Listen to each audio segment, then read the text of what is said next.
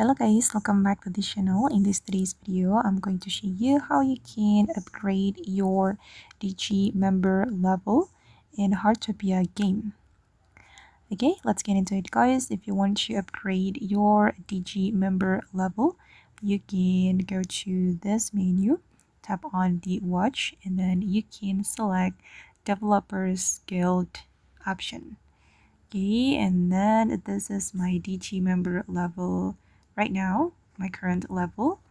I'm on the level 7, and if you want to upgrade, we need to click on this upgrade button, but you need to remember that you need to reach certain points right here.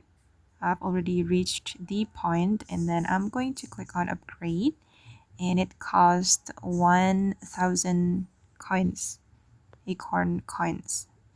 Okay, and yeah, finally I could upgrade my DG member level. Okay, now I'm on level 8. Okay guys, and that's how you can upgrade your DG member level in Heartopia game. I hope this video will be useful for you. Thank you so much for watching, and bye.